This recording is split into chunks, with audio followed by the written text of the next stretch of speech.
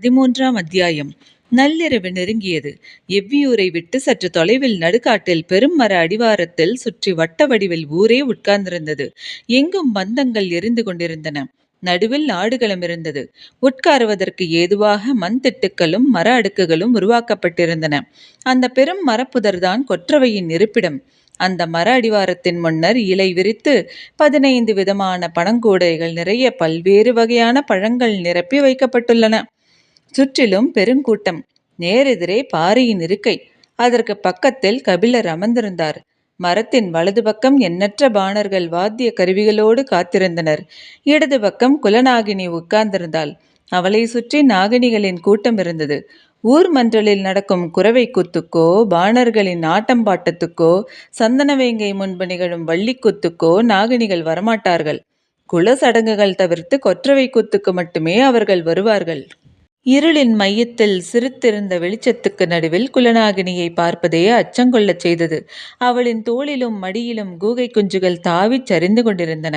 அவள் தன்மேல் போட்டிருந்த தாவர வேர்களையான மாலைக்குள் சிறு பாம்புகள் நெளிவது போல கபிலருக்கு தெரிந்தது.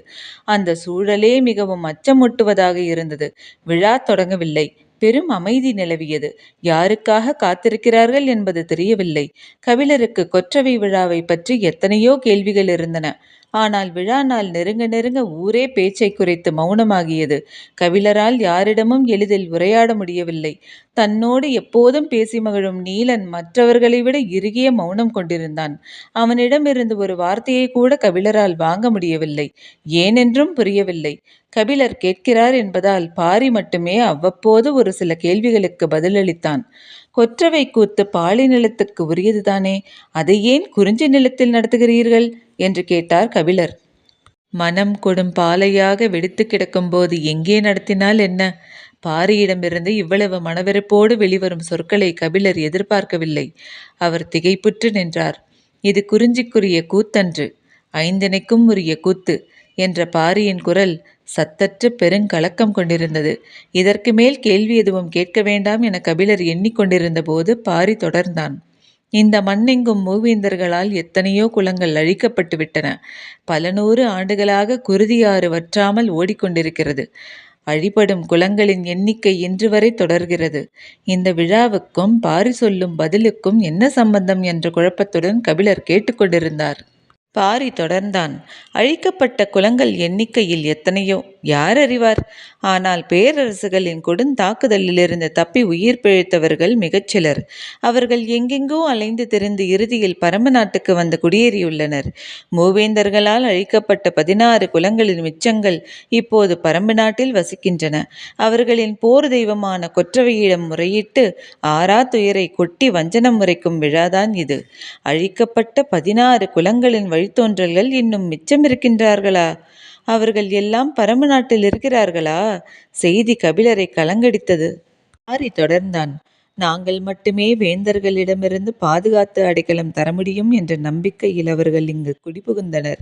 அந்த குலங்களுக்கான குடிபாணர்களின் வழித்தோன்றல்கள் இப்போது எங்கெங்கோ இருக்கின்றனர். அவர்களெல்லாம் 4 ஆண்டுக்கு ஒருமுறை நிகழும் இந்த விழாவுக்கு வந்துவிடுவர். அழிந்த குலத்தின் வரலாற்றை அந்த பாணர்கள் பாட, இறுதியில் குலத்தின் வழித்தோன்றல்கள் கொற்றவைக்கு பலியிட்டு சூளுரைப்பார்கள் என்றான் பாரி. அதன் பிறகு இங்கு வந்து அமரும் வரை கபிலர் பேச்சற்றவராக இருந்தார். காலம் மனித அனுமானங்களுக்கு அப்பால் இயங்கிக் கொண்டேதான் இருக்கிறது. அதை எதிர்பாராத கணத்தில் சந்திக்கும் போது மனிதன் பொறிகலங்கி போவதைத் தவிர வேறு வழி என்ன? அழிந்த குலங்களின் வழித்தோன்றல்களை இன்னும் சிறிது நேரத்தில் பார்க்கப் போகிறோம் என்பதை கபிலரால் நம்பவே முடியவில்லை. கடந்த காலத்தின் பெரும் சாட்சி ஒன்று கண்கள் முன்னால் விரியப் போகிறது. மிச்சமிருக்கும் அந்த குலங்கள் எவையவை? தப்பி பிழைத்த அந்த மனிதர்கள் யார் யார்? வரலாற்றிலிருந்து அப்புறப்படுத்தப்பட்ட அந்த மகத்தான மனித செல்வங்களை மீண்டும் காண கிடைப்பது எவ்வளவு பெரும் வாய்ப்பு! இப்படி ஒரு தருணம் தனது வாழ்வில் வரும் என அவர் நினைத்து கூட பார்த்ததில்லை. பெரும் எதிர்பார்ப்புடன் இருந்தார். ஆனால் விழா தொடங்காமல் இருந்தது. இந்த மௌனம் யாருக்காக, ஏன் நீடிக்கிறது என்பது கபிலருக்கு விளங்கவில்லை. பொழுது நள்ளிரவை கடந்தது. இந்த மரத்தில் தெய்வ வாக்கு சொல்லும் விலங்குகள் உள்ளன. அவை மிகச் சிறியவை. ஆந்தை முகமும் அணில் உடலும் குரங்கு கால்களும் கொண்ட விலங்குகள் அவை. மிகவும் மிரளும் இயல்பு கொண்டவை. அகல கண்களை விழித்து குழந்தையைப் போலவே அஞ்சி மிரண்டு பார்க்கும் அவை இன்னும் மரத்தை விட்டு இறங்காமல் இருக்கின்றன. அவை மெல்ல இறங்கி வந்து எந்த கூடையில் உள்ள பழத்தை எடுத்துச் செல்கின்றனவோ அந்த குலப்பாடகன் தனது பாடலை பாடத் தொடங்குவான். பாடல் முடிந்ததும் அந்த குலத்தின் வழித்தோன்றல் கொற்றவைக்கு பலியிட்டு சூளுரைப்பர். அந்த தெய்வ வாக்கு விலங்குகள் இறங்கி வருவதற்காகத்தான் எல்லோரும் அமைதி கொண்டு காத்திருந்தனர். சிறிதளவு ஓசையும் அசைவும் இருந்தால் கூட அவை வெளிவராது. எனவே அந்த இடத்தில் இருள் மிரளும் அமைதி நிலவியது. மரக்கிளைக்கு நடுவில் அப்போதுதான் பிறந்த ஆட்டுக்குட்டியைப் போல சின்னஞ்சிறிய உடல் கொண்ட அந்த விலங்கு மெல்ல இறங்கி வந்தது. தலையை திருப்பி திருப்பி பார்த்தபடி மிரளும் விழிகளோடு கூடை அருகில் வந்தது. எல்லோரும் அது எந்த பழத்தை எடுக்கப் போகிறது என்பதை உற்று பார்த்து கொண்டிருந்தனர். கபிலரின் கண்கள் இமை கொட்டாமல் நிலை குத்தி நின்றன. அசைவும் மரக்கொப்பு ஒன்றின் மெல்லிய இரைச்சல் கேட்க கன நேரத்துக்குள் அது உள்ளோடி ஒளிந்தது. அதன் மறு வருகைக்காக எல்லோரும் காத்திருந்தனர். அதைவிட சின்னதான தெய்வ வாக்கு விலங்கு ஒன்று வேறு திசையிலிருந்து இறங்கி வந்தது. தயங்கியபடி காலெடுத்து வைத்த அது கூடைக்கு அருகில் வந்து சேராது என்றுதான் பலரும் நினைத்தனர். ஆனால் நினைத்து முடிக்கும் கணத்தில் அதன் கையில் 3ஆம் கூடையில் இருந்த இலந்தை பழம் இருந்தது. அந்த கணத்தில் காட்டையே மிரட்டும் பேரொளியாக மேலே எழுந்தது குலவை ஒலி. மருத நிலத்துக்குரிய கிணைப்பறை கொட்டும் பாணர்கள் ஆடுகளத்துக்குள் நுழைந்தனர். கொற்றவையின் அருகில் வந்த மூத்த கிணையன் சிறு கோல் கொண்டு கிணைப்பறையின் தோலுக்கு மையத்தில் இருக்கும் கண்ணில் ஓங்கி அடித்தான். உடன் வந்த கலைஞர்கள் எல்லோரும் கிணை முழங்க அச்சமூட்டும் கிணைப்பறையின் பேரொளி எங்கும் பரவியது. குடிப்பானன் பாடலை தொடங்க தயாரானான். கபிலர் நடப்பதை புரிந்து கொள்ள முடியாமல் பாரியை பார்த்தார். வைகை கரை கடற்கரை ஆட்சி செய்த அகுதை குடிபாணர்கள் அவர்கள். அகுதையின் குலப்பாடலை பாடப்போகிறார்கள் என்றான் பாரி. கபிலருக்கு மயிர்கூச்செறிந்தது. அகுதையின் வழித்தோன்றல்கள் இந்த உலகில் இன்னும் வாழ்ந்து கொண்டுதான் இருக்கிறார்களா? அந்த கதையை பாணர்கள் பாடுகின்றனரா? கபிலர் உச்சந்தலையை கைகளால் அழுத்தி மயிர்கற்றையின் சிலிர்ப்பை தளர்த்த முயன்றார். கூடல் மாநகரின் வரலாற்றையும் அகுதையின் கதையையும் அணு அணுவாக அறிந்தவர் கபிலர். எத்தனையோ தலைமுறைக்கு முன்னால் நடந்த நிகழ்வு அது. உரத்துச் சொல்லப்படுவதை விட காதோடு காதாக பேசும் கதைக்கு வயது அதிகம். அது காட்டுச்செடி போல ஒருபோதும் நிலம் விட்டு அகலாது. அகுதையின் குலம் கூடலை விட்டு அகற்றப்பட்டாலும் அவனை பற்றிய கதை கூடல் மாநகரில் இன்னும் சொல்லப்பட்டு கொண்டுதான் இருக்கிறது. யாரும் அறியாமல் விளக்குகள் அணைக்கப்பட்ட நள்ளிரவில் இரகசிய மொழியில் அகுதையின் கதை காலங்களை கடந்து வந்து கொண்டே இருக்கிறது. நாட்டில் உலவும் இரகசிய கதை காட்டுக்குள் பெருங்குரல் எடுத்து உருமுகிறது. கிணைப்பறை முழங்க மூத்த பாணன் கதையை தொடங்கினான். வைகை கரையில் செழித்து வளர்ந்த வேளாண்மை அழகிய நாகரிகத்துக்கு அடித்தளம் அமைத்தது.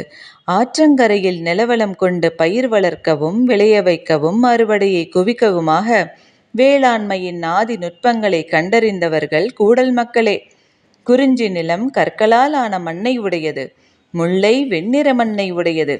நெய்தல் உவர் மண்ணிலம். பாலை செம்மை ஏறியது. மருதம் மட்டுமே பொன்னிறமாக கரிசலும் மண்டலும் மேவி கிடப்பது. அதனாலேயே மண்ணையும் நீரையும் பிசைந்து உணவாக மாற்றக்கூடிய வித்தையை கூடல் மக்கள் முந்திக் கற்றனர். அவர்களுக்குத்தான் மண்ணின் நிறம் பிடிபட்டது. வெவ்வேறு வகையான மண்ணுக்கு இருக்கக்கூடிய குணங்கள் பிடிபட்டன. புற்றுகளும் ஊற்றுகளும் அவர்களின் கணிப்புக்குள் அடங்கின. தாவரங்களின் வேர்களை எந்த மண் தனது மார்போடு உள்வாங்கி அணைத்து கொள்ளும், எந்த மண் தலையில் முட்டி வெளித்தள்ளும் என அவர்கள் கண்டறிந்தனர். பறவைகளின் அழகு பற்றி தின்னும் காட்டுக்கதிர்களை கண்டறிந்தனர். பறவைகளின் கழிவிலிருந்து முளைவிடும் தானியமணிகள் எவையவை என்பதை பற்றிய அறிவு சேகரம் அவர்களிடம் இருந்தது. முதல் விதை நடும்போது அந்த பறவையின் சிறகை அப்பயிரின் அருகில் நட்டு தங்களுக்கு வழிகாட்டிய அந்த வானம்பாடிக்கு நன்றி சொல்லும் மரபை கொண்டவர்கள். விளைந்த பயிரை தின்னவரும் விலங்குகளை வேல் கொண்டு விரட்டுவர். ஆனால் பறவைகளை வேண்டிக் கொள்ள மட்டுமே செய்வர். ஏனென்றால் பறவையே ஆசான். பறவையின் எச்சம் கண்டே பயிர் செய்து பழகியவர்கள். பறவை உண்ட மிச்சமே நமக்கு என அறம் வகுத்து கொண்டவர். காடெங்கும் மலைந்து சேகரித்த தானியங்களை கால் பரப்புக்குள் விளைய வைத்து அறுக்க முடியும் என்பதை செய்து காட்டியவர்கள் அந்த குலத்தின் முன்னோர்களே. அவர்களே மனித கூடலின் ஆற்றலை மண்ணில் விளையும் பயிராக மாற்றியவர்கள். அவர்கள் வாழ்விடமே கூடல் என அழைக்கப்படலாயிற்று. அந்த கூடல் நகரை உருவாக்கிய குலத்தின் தலைவன் அகுதை. அகுதையின் கதையை குலப்பாடகன் பாடத் தொடங்கிய கணமே பாரியின் கண்கள் கலங்கின. வேளாண் அறிவின் நுணுக்கத்தை இந்த உலகுக்கு கண்டறிந்து சொன்னது அகுதையின் குலமல்லவா? கபிலரை பார்த்து பாரி சொன்னபோது அவனது கண்களில் திரண்ட நீருக்குள் பந்தத்தின் வெளிச்சம் நெளிந்தது. உப்பு விற்கும் உமணர்களே நிலமெங்கும் அலைந்து திரிபவர்கள். கடற்கரை தொடங்கி மலைமுகடு வரை அவர்களின் வண்டிச் சக்கரங்கள் எந்நேரமும் உருண்டு கொண்டே இருந்தன. எல்லோருக்கும் தேவைப்படும் பொருள்கள் அவர்களிடம் இருந்தன. எல்லோரும் தங்கள் கைவசம் இருந்த பொருளை அவர்களிடம் கொடுத்து உப்பை பெற்றனர். இந்த நிலமெங்கும் இருக்கும் மனித கூட்டங்கள், அவர்களின் வாழ்விடங்கள், அங்குள்ள பாதுகாப்பு ஏற்பாடுகள், செல்வ செழிப்பு, சேமிப்பு என எல்லாவற்றையும் அறிந்தவர்கள் அவர்களே. கூடல் நகரில் வளமை கொடிகட்டி பறந்தது. விளைச்சல்கள் குவிய தானிய கதிர்கள் வைக்கும் மாலுயர மொடாவை உமணர்கள் அங்குதான் முதலில் கண்டனர். அந்த குலத்தின் செழிப்பு உமணர்களின் கண்களில் அதிசயமென நிலை பெற்றது. அது சொல்ல வேண்டிய எல்லா செய்திகளையும் சொன்னது. வைகையில் புனலாட்டு விழா. கூடல்வாசிகள் முழுவதும் நீராடி மகிழ்ந்திருக்கும் நன்னாள். அன்று காலை நமது படை கூடல் நகருக்குள் நுழைந்தால் எளிதில் அதை கைப்பற்றலாம் என்று உமணர்கள் நாள் குறித்து சொன்னார்கள். முதல் நாள் நண்பகலில் கொற்கை பாண்டியனின் படை கடற்கரையிலிருந்து புறப்பட்டது.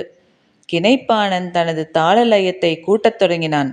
செங்காலி மரத்தால் செய்யப்பட்டு மயிர் சீவாத செவ்வித்தோலை கொண்டு போத்தப்பட்ட கிணைப்பறை அதன் நகால ஓசையை எழுப்பத் தொடங்கியது. குலப்பாடகனின் குரல் நாளங்கள் வெடிப்புறத் தொடங்கின. ஒரு கொடூரம் அரங்கேறப் போகும் விடியல் பொழுதை பாட அவனது நாய் எழவில்லை. பொழுது புலர்ந்தது. வைகையின் பெருவெள்ளம் தாவி குதித்தோடியது. கூடல் மாநகரே நதிக்கரையில் வந்து ஆவலோடு நின்று கொண்டிருந்தது. குலத்தலைவன் நகுதை யானை மீதேறி வைகை கரைக்கு வந்து சேர்ந்தான். எல்லோரும் அவனது கையசைவுக்காக காத்திருந்தனர். வைகையை வணங்கி கூட்டத்தை நோக்கி கையசைத்தான் அகுதை. புனலாட்டு விழா தொடங்கியது. கரையிலிருந்த இளைஞர்களும் இளைஞிகளும் வைகையில் பாய்ந்து உள்ளே இறங்கினர். புனலாட்டு விழா என்பது காதல் திருவிழா. காதலர்கள் நீரால் ஒருவரை ஒருவர் அடித்து விளையாட ஆரம்பித்து நேரம் செல்ல செல்ல நீரடித்தாலும் விலகாத விளையாட்டாக மாறும். மணமானவர்களும் தன் இணையோடு சென்று வைகையில் நீராடி காதல் பேசி கனிவு கொண்டு விளையாடுவர். காமத்துக்கு மிக அருகில் பயணிப்பது நீர்.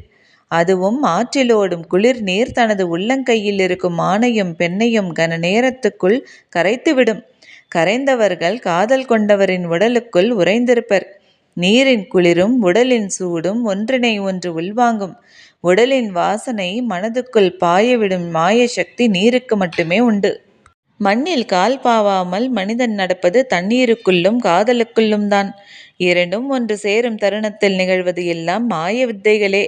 வித்தைகளின் வாடிவாசல் வழியே பீரிட்டு ஓடிக்கொண்டிருந்தது வைகை. அகுதை உள்ளிறங்கும் பொழுதுக்காக கரையில் நின்றிருந்தவர்கள் காத்திருந்தனர். காதல் ஏறிய கண்கொண்டு தனது மனைவியை பார்த்தான் அகுதை. அவளோ அவனது தோல்வியை கவ்வி உள்ளிறங்கும் பொழுதுக்காக காத்திருந்தாள். அகுதை நதி நீருக்குள் கால் நுழைத்தான். இன்னும் சற்று உள்ளே போகட்டும், அவனது தோளை தாவி பிடித்தபடி நாம் இறங்குவோம் என அவள் கல்பாவிய தட்டில் நின்றிருந்தாள். ஏன் இன்னும் வராமல் இருக்கிறாள் என எண்ணியபடி அகுதை இரண்டாவது அடியை எடுத்து நீருக்குள் வைத்தான். அவன் தோளின் மேல் சரிந்து விழலாம் என அவள் நினைத்தபோது அருகில் தோழியிடம் இருந்து அவள் மகன் பெருங்குரல் எடுத்து அழ ஆரம்பித்தான். பெருக்கெடுத்து ஓடும் நீரும் உற்சாக பேரொளியும் குழந்தைக்கு அச்சமூட்டி இருக்கும். அவனை அமைதிப்படுத்திவிட்டு வருகிறேன், நீங்கள் உள்ளிறங்குங்கள் என சொல்லிவிட்டு தோழியிடம் போனாள். தாயை பார்த்ததும் குழந்தையின் அழுகை மேலும் கூடியது. அவள் அவனை சமாதானப்படுத்த எவ்வளவோ முயன்றாள், முடியவில்லை. நீருக்குள்ளிருந்து அவளையே பார்த்து கொண்டிருந்தான் அகுதை. அந்த பார்வை அவளை துளைத்து கொண்டிருந்தது. குழந்தை அழுகையை நிறுத்துவதாக இல்லை. வேறு வழியில்லாமல் குழந்தையை தூக்கி கொண்டு நதிக்கரைக்கு சற்றே அகன்று உள்காட்டுக்குள் நுழைந்தாள். குழந்தையின் முதுகை தட்டியபடி சமாதானப்படுத்தினாள். குழந்தை அழுகையை நிறுத்தவே இல்லை. நீரின் சத்தமும் நீராடுவோர் சத்தமும் கேட்காத அளவுக்கு அடர்ந்த மரங்களுக்கு இடையே மிகவும் உள்ளே சென்றாள். உள்ளே செல்ல செல்ல ஓசையின் அளவு கூடுவது போல் உணர்ந்தாள். மனித கூக்குரல் எங்கும் எதிரொலிக்கிறதே என யோசித்தவள் அகுதையின் கண்கள் தன்னை தடுமாற வைக்கிறது என நினைத்தபடி காட்டை ஊடுருவி வெகு தொலைவு சென்றாள். காலை கதிர்களின் இளமஞ்சள் ஒளியில் உள்காடு முளிர்ந்து கொண்டிருந்தது. எங்கும் தும்பிகள் பறந்தன. புல்நுனிகள் பனித்துணிகளை உலர்த்தாமல் வைத்திருந்தன. தரையில் அழகிய செம்மூதாய் ஒன்று நகர்ந்து கொண்டிருந்தது. செந்நிற பட்டுப்பூச்சி அது. மேனியெல்லாம் மெத்தை போல மினுமினுத்து நகர்ந்தது. குழந்தையை அதன் அருகில் இறக்கிவிட்டாள். குழந்தை தனது பிஞ்சு விரலால் செம்மூதாயின் மேனியை மெல்லத் தொட்டதும் அது நகர்வதை பார்த்து மலர்ந்து சிரித்தது. அந்த செம்பட்டு பூச்சியிடம் சிறிது நேரம் விளையாட விட்டபடி அவள் நின்று கொண்டிருந்தாள். சிவப்பு காமத்தின் அடையாளம். அவளது கண்கள் அதற்குள் போக எண்ணங்கள் எங்கெங்கோ சென்று கொண்டிருந்தன. அகுதையின் தோல் தழுவிய அந்த முதற்கணம் நினைவுக்கு வந்தது. அகுதை அதிகம் பேசாதவன். ஆனால் இந்த இரவில் அவன் பேசியதை இன்னோரான் இந்த உலகில் பேசியிருப்பானா என்பது சந்தேகமே. காதல் சொல்லால் தான் மலர்கிறது. காதல் கொள்கையில் சின்னஞ்சிறு சொற்கள் எவ்வளவு பெரும் கிளர்ச்சியை ஏற்படுத்தக்கூடியனவாக இருக்கின்றன. சிறு ஒளியால் மலைகள் உடையும் தருணம் அது. அவன் ஒற்றை சொல் சொல்லும்போது அப்படி ஒரு வெட்கம் உடலெங்கும் பரவியது.